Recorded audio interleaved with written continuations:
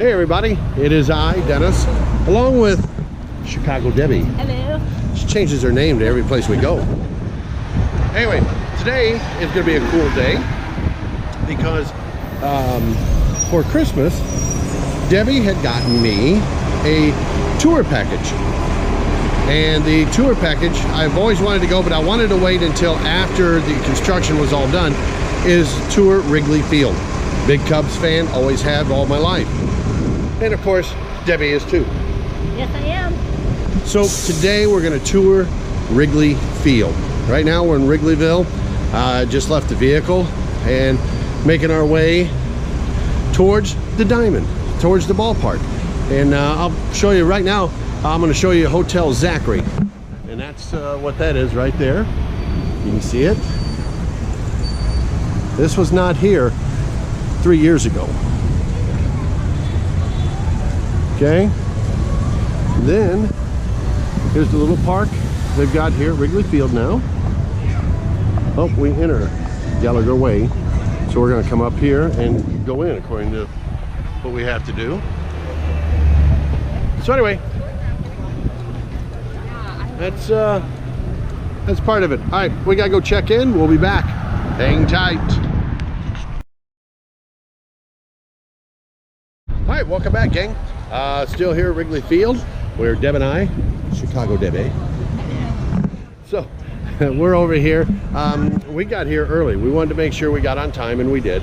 So, where we're at right now is in front of Wrigley Field. Yes, we are. And if, I don't know, hopefully it's working, that you guys can see the marquee. I'll show it to you here in a couple minutes, but with the GoPro. But this is where we are at. I probably missed that one. But anyway, marquee, we're gonna go right in there. Our tour starts in about 20 minutes, and looking forward to it. Wrigley Field has changed over the years, obviously, with the addition of remodelization of Wrigley Field and what the Rickett family has done to turn and change things around here at the old ballpark. Over there is where they've got a I don't know what you call it, flea market type thing, I think, Debbie, that we saw. Or like an art type. Or art, okay. So, yeah. You might be able to see Mr. Cub himself, Ernie Banks statue right there. And very nice down here. Looking at McDonald's, there you go. You can go to McDonald's. There's a bakery. There's a barbecue place here with the Hotel Zachary in front. You've also got Dutch and Docks. And everything's open. Even though the Cubs are out of town this weekend, everything is open here at Wrigley Field, except for the ballpark itself, unless you're doing a tour like we are. So otherwise, you can go shopping, you can visit. Believe it or not, the bars are open already. We went by that. They're wide open. The storefront shop, the souvenir shop is open. Even if you wanted to check out the World Series trophy, and it's here too. So there you go. Anyway, we're waiting, and when we get going, we're just going to take ourselves in there, and we're going to go ahead and videotape the tour for you guys, so you'll get to see what we see. All right, here we go. We're heading up the stairs to see Wrigley, even though we got Debbie's back.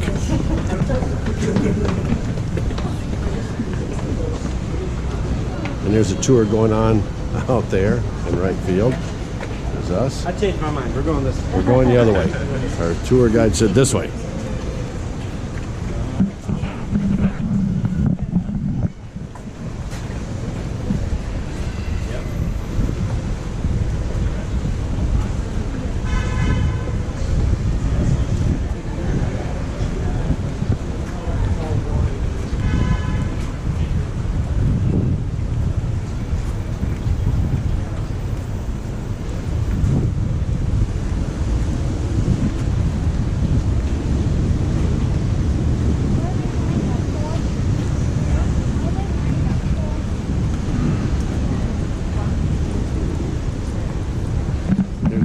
Hello, Debbie.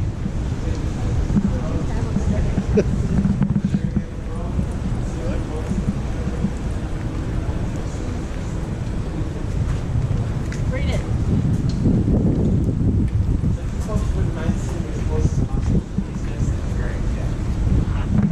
Debbie's excited.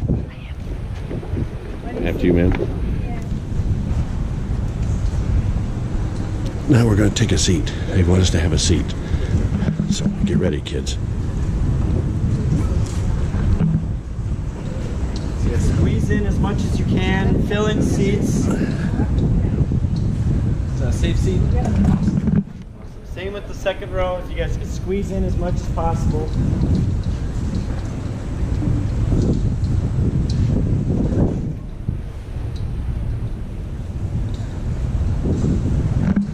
Thank you.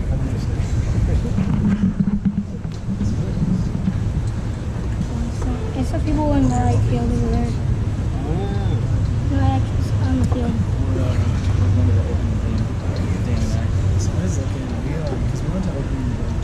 So yeah, for those of you guys in the third row, if you could squeeze in as much as possible. Sit next to people you don't know, make a friend. Maybe you'll meet the love of your life. I don't know. Maybe. It happens. It happens.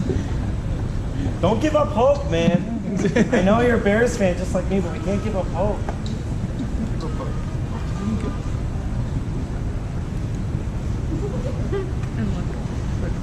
Yeah, I know.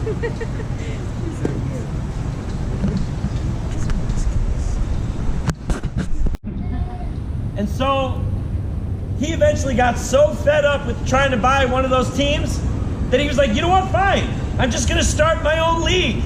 I'm going to start my own baseball team. So we have the National League, the American League, and then him and several other owners started the Federal League. He started the third Chicago team called the Chicago Federals. Real original, right? That's like being called the Nationals in the National League. It doesn't make any sense. So, but they had that third league. It was called an outlaw league because what they were doing was they were offering contracts to players that they just couldn't afford. They couldn't afford these contracts. They were stealing players from the National and American leagues with money that they didn't have. And we'll get to that in a minute. So, in 1913, that's when they first formed. The Chicago Federals played their first season at the DePaul Fullerton campus. So if you guys ride on the Red Line train, you stop at Fullerton, you'll see a little soccer field there. That's where they played. But if you've seen it, you'll know that it's really tiny. So Charlie's like, no, I need the biggest, baddest ballpark in the major leagues. Now let's go back to the Lutherans that were stuttering. I'm stuttering. that were studying here. They were really in love with Lakeview because it was a suburb. It was very quiet at the time. But then the Chicago fire happened. Everyone started moving up north. They had the Red Line train built right over here. They had trolleys all over Addison and Clark. All of a sudden it got really noisy. The Lutherans, they wanted out. And so Charlie Weekman, he bought the land in 1914. He built this ballpark in 5 weeks. 5 weeks. You can't even get a permit for a water fountain nowadays in 5 weeks. But 5 weeks. Now, of course, it wasn't the Mecca that you see today. It was just this lower section of the seating bowl, wrapping from first base all the way to third base. And then in the outfield, instead of the bleachers and the ivy and the scoreboard, it was just a rope. And I'll tell you guys about that rope a little bit later. But they built the ballpark. It was called Weigman Park after Charlie Weigman. And in 1914, the Chicago Federals played their first season here. They had a great season too. They got second place out of 8 teams. But the problem was no one really cared. Everyone was watching the Cubs play at the West Side grounds over by the United Center where the Bulls and the Blackhawks play. And then the White Sox were at Comiskey down on the south side. So no one was coming up to watch these players. And Charlie Weigman came up with an idea. He's like, all right, I'm going to change this. What I'm going to do is I'm going to put a poll out into the city of Chicago. I'm going to let everyone vote on a new team name so that everyone is invested in this team. So they put the ballots out, they count the ballots, and the winning team name was the Chicago Chickens. Yep, the Chicago Chickens. We think that the Cubs and the White Sox fans sort of stuffed the ballots with that one. So in the first case of voter fraud here in the city of Chicago, we went with the second best option, which was the Chicago Whales, which makes a ton of sense considering how many whales we have in Lake Michigan. Huge whaling industry here. No, apparently when you were called a whale back in the day, it did not mean you were overweight. It just meant that you had a lot of clout. You were kind of like the head honcho. And that's what Charlie aspired to be. So they went with that option, the Chicago Whales, and they had a great season. That year, 1915, the Whales win the Federal League Championship. And right when everyone's really excited about it, 2 weeks later, the Federal League goes bankrupt. They can't afford those contracts that they were offering those players. So no more Whales, no more fans. It was just Charlie Wiegman and this ballpark. He's like, great, what am I supposed to do? It turns out that the Cubs are for sale one last time. Now Charlie knows, if he tries to buy the team, he's not gonna be successful, right? If he does it by himself. So he tries a different strategy. He teams up with several other investors, including William Wrigley Jr., who we'll get to in a minute. They each put in $10,000. So with a pot of $100,000, they go to Cincinnati to meet the Taft family. The Taft family owns the Cincinnati Reds and the Chicago Cubs, and they're the same family to give us the only president to get stuck in a bathtub. President Taft, right? So we went in with $100,000, and then we left with the Chicago Cubs. 1916, that's when the Cubs played their first season here at Wiegman Park. And before I move on, I want to tell you guys a funny story. Way in the early days of baseball, team names were based on what they were wearing. So for example, white stripes, blue stripes, white stockings, red stockings, Brown stockings. brown stockings, all sorts of stockings, right? And so the Cubs, when they were at the West Side Ground, their first team name was the White Stockings. So they were the White Sox before the White Sox were the White Sox. And then they realized that's a silly name for a team, so then they changed it. They changed it to the Orphans because they had lost their owner and their management. Then they realized that was a really depressing team name, so then they changed it through a bunch of different names. They eventually landed on the Colts. So they were the Chicago Colts. A lot of these players, they had scruffy beards, mustaches, handlebar mustaches. It's the early 1900s, late 1800s, so they looked kind of, all like they were rich. And here's the thing. The members of the media were looking at them playing. They thought they looked like little baby bears when they were playing. They were really scrappy, scruffy. So they started calling them the Cubs. And the Colts hated it. They didn't like it. They're like, no, we're the Colts. They're like, no, you're the Cubs. And it just stuck. That's how they got their team name, the Chicago Cubs. So they moved over in 1916. Everyone's really excited about it except for Charlie Wiegman. You see, Charlie's upset because the Spanish flu is now spread throughout the city of Chicago. And if you're a restaurant owner, that's really bad news because no one wants to eat at your restaurant if everyone's, throwing up all over the place. So he starts to lose money fast. He sells his share of the stocks to William Wrigley Jr., which you guys are very familiar with.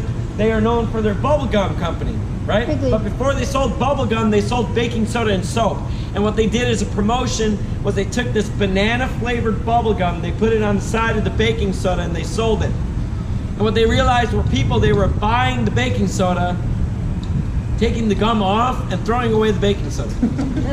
So they just switched over to the bubblegum industry.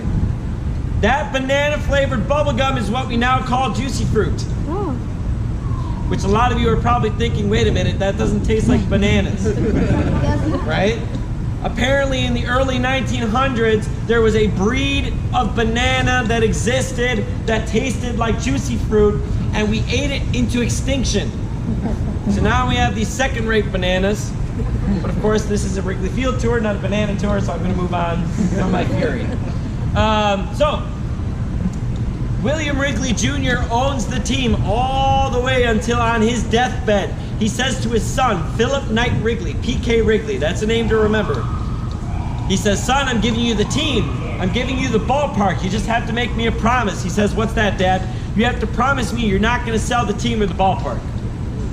So, he keeps that promise all the way until on his deathbed. He says to his son, William Wrigley III, do whatever you want. I don't care.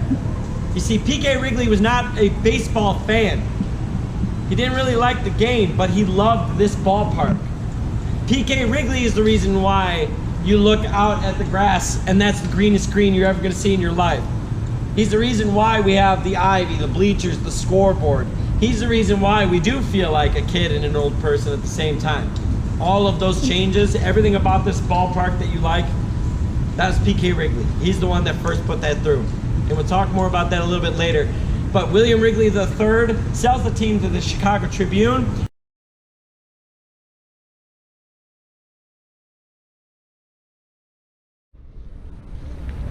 Okay, so right now we are in right field in the warning track here at Wrigley. Right, Deb? That's right. There's the ivy. We'll get that. Everybody, we're still in the tour.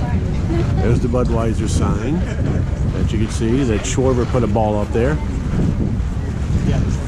And then back to Wrigley. So if you're a right fielder, this is what it looks like from the field.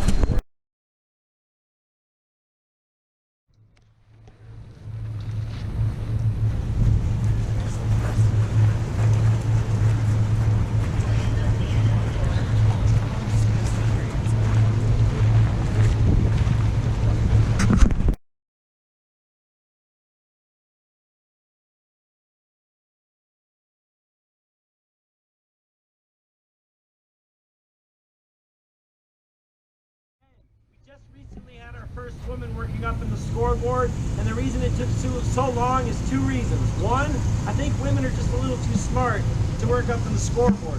A lot of us men are like, but it's the scoreboard. No! There's no heat, there's no air conditioning, it smells like a dirty bathroom, it's not fun. But the main reason is that the plumbing is very crude. It consists of a PVC pipe, a funnel, and gravity.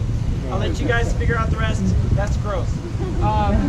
That center section of the scoreboard is controlled by a man by the name of Rick Hughes. He controls it all the way up in the press box, and I'll point that out to you when we go up there. But we call him Quick Rick. The reason we call him Quick Rick is because he's gotten so good at studying the umpire's movements that he's able to put the call on the board before the umpire even finishes making the call, which is really cool. Except one time he was a little too quick. But this story involves Milton Bradley, and I'm not a big Milton Bradley fan, so I don't mind embarrassing him. Milton Bradley's playing in the outfield here. There's one out on the board. A pop fly goes out to Milton Bradley. In the millisecond that it touches his mitt, Quick Rick changes it from 1 out to 2 outs. Milton Bradley then looks at the board, seeing 2 outs, thinking he got the third. So he takes the ball, he throws it into the crowd. They score a run off that play, and we lost that game by 1 run. Now, if you're wondering who do we blame in this story, Quick Rick or Milton Bradley, I'll make it really easy for you. Quick Rick is still working here, Milton Bradley's not.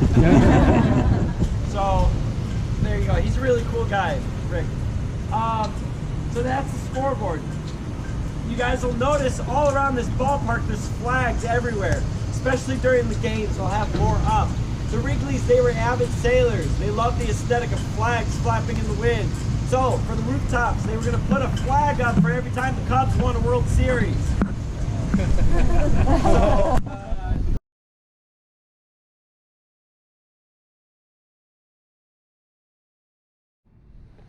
Okay, so we are next to the press box here at Wrigley Field. And from up here, this is what we get to see. Wow.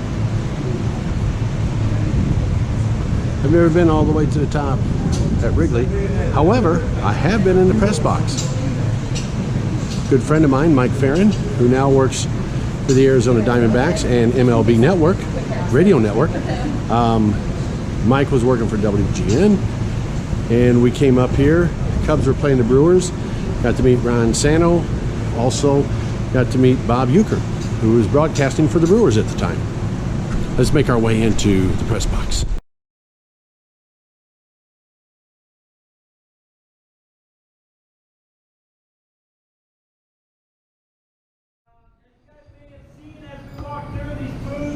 We have the television and radio broadcasting booth. We had Gary Pressey's of Oregon on that far end over there. the other side, you saw the cafeteria where a lot of the members of the media go to eat. While we're up here, I want to talk about those rooftop seats that you guys see out there.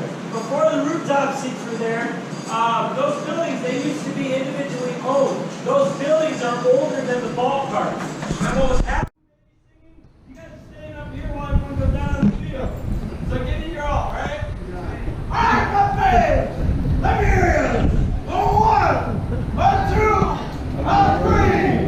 Take me out to the ball game. Take me out to the crowd. Buy me some peanuts and Cracker Jacks. I don't care if I ever get back for his fruit. Root for the Cubbies. If they don't win, it's a shame. For it's 1, 2, 3 strikes, you're out at the old game.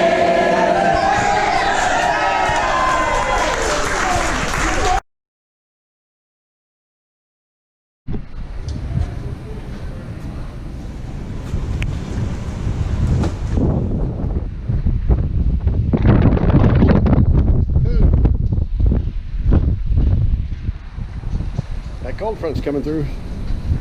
By the way, we're in the Catalina Club. I'm looking for Will Ferrell.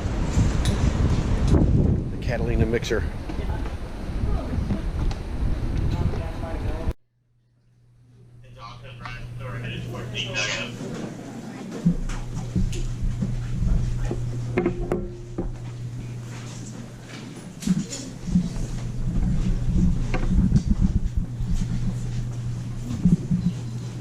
So, welcome to the Visitors Clubhouse. I like to take a moment to take a break from the tour when we get here and tell you guys a little bit more about myself because it's a perfect moment, not only because of the air conditioning. I was going to say because it's quiet in here, but but so I want to let you guys know. So I started working here in 2016, right? I started as a tour guide. It was one of the best years of my life, right? You can understand why. After that season, I was lucky enough to move up, and I kind of managed the tours. But the problem with that is that I don't get to give tours anymore. This is one of those rare opportunities I get to share this with you, and I'll explain what I'm getting at here. So, when I started that 2016, they gave me a pamphlet. It was like 48 pages of just notes about history of the ballpark, of the team. And I looked at that and I was like, wow, there's so much in there. You know what I mean? It was very impactful for me. But it wasn't until I got to this room that I understood that those 48 pages that they gave me, that was just one level of it. Remember, this is not a Cubs tour. I'm not giving you a Cubs tour. This is a Wrigley Field tour. Because Cubs history and baseball history, that's just one level of it. This room was built in 1914. So you think about all of the baseball legends that weren't Cubs that changed in this room. Babe Ruth, Jackie Robinson, Mickey Mantle, Joe DiMaggio, Roberto Clemente, Lou Gehrig, right? All of those guys changed in here. And that's just level number 1. Level number 2, the Bears played football here for about 50 years. 1921 to 1970. So think about all those legends that changed in here. Vince Lombardi and his Packers. Jim Brown, Johnny Unitas, Joe Namath, right? That list goes on and on and on. And we've had concerts here as well. Bruce Springsteen, Paul McCartney, Sir Elton John, Lady Gaga, Green Day, Pearl Jam, Eddie Vedder, right? Fish, I don't know if you're in Fish. But they all changed in this room. We've had the Winter Classic, hockey. We've had boxing matches. We've had soccer matches. Pele changed in this room. We had a young man by the name of Michael Jordan, you know, from the movie Space Jam.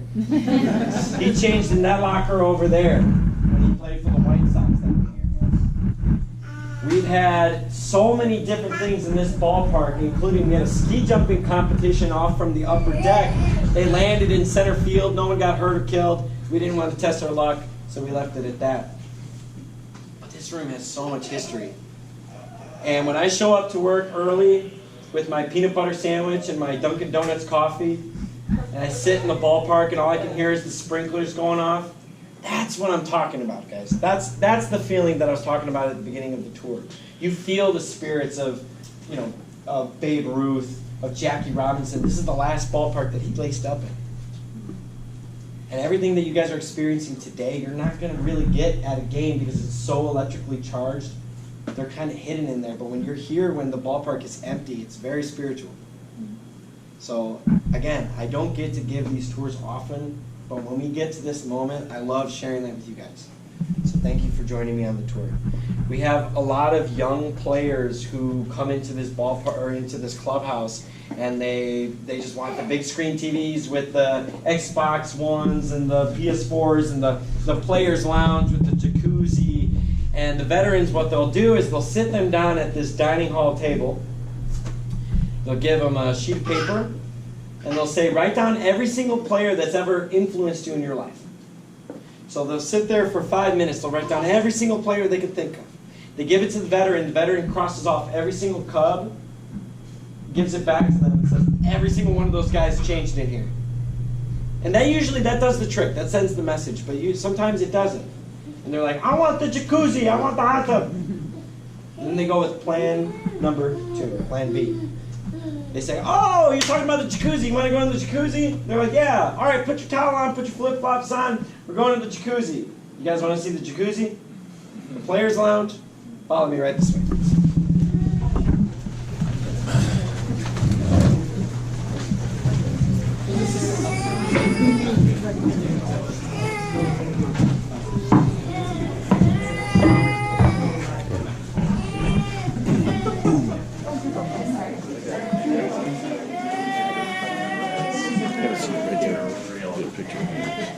Here's Chicago Debbie sitting in one of the lockers. Sit down, have a seat. There she is. So spacious, so roomy. Let's go.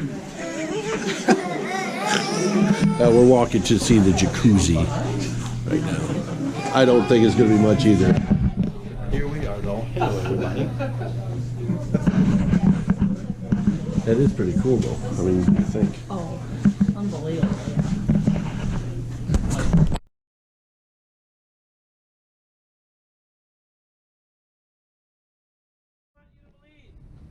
But I'm going to break that myth for you. The true story is the 1932 World Series against the New York Yankees. Babe Ruth is up to bat, and we have Charlie Root, who's our Cubs pitcher. Strike 1. Strike 2. Babe Ruth is furious because not only is Charlie Root contributing, but the entire dugout is echoing Babe. They're saying, you're over the hill, and you're going to hit the ball, it hurts the dust, you know, things like that. And probably some other things that I'm not allowed to say at work. Yeah? He gets so mad that he angrily points at Charlie Root, and then angrily points at the dugout. Let's go, bleachers. He tried to hit a home run out that way. No, it's still really cool to angrily point at the other team and then hit a home run on them. But years later, Charlie Root, he found... All right, so we're in the Cubs dugout right now. There's manager Debbie taking pictures of me. Anyway, this is the Cubs dugout. This is where you see the players. This is what they see from field level, from the dugout. Pretty cool.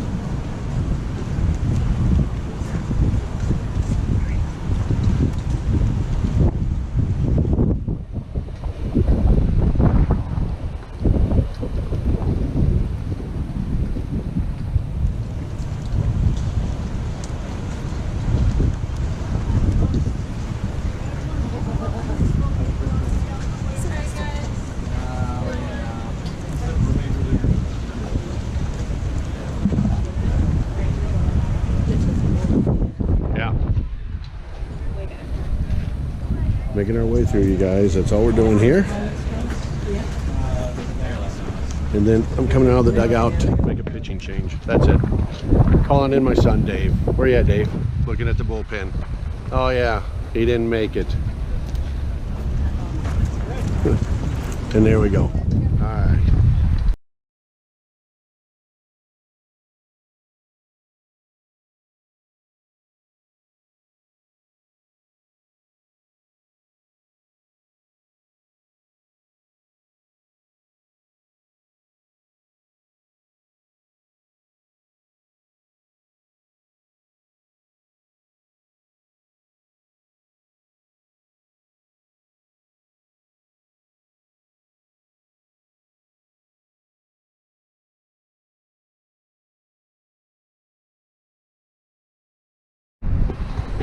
All right, so Deb and I made it back out from Wrigley Field. Yes, we did. What'd you think of the tour? It was great.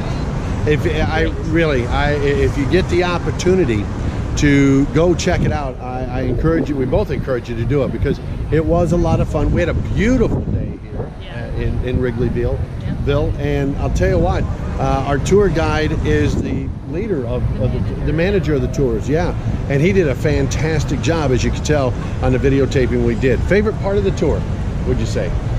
Touching the ivy. Favorite part for me had to be the clubhouse, the visitors clubhouse, because he brought up a great point. That was good too. All the former players, because that clubhouse was built in 1914, and you've got the Babe Ruth, Jackie Robinson. When he said Roberto Clemente, one of my idols when I was growing up, and I'll never forget the day that I heard when he had died. So in that plane crash. So yeah, to me that was really cool. And then to hear their names brought us back, because Debbie and I have been to Cooperstown. And to see Babe Ruth's uniform and Clemente and all those guys. So I thought that was my favorite part of it all. But again, if you get the opportunity, you need to come out and check out Wrigley Field tours, that's for sure. Any last words there, Deb? Yeah, I kind of take it This for is a granted. great time. All right. We'll talk to you next time.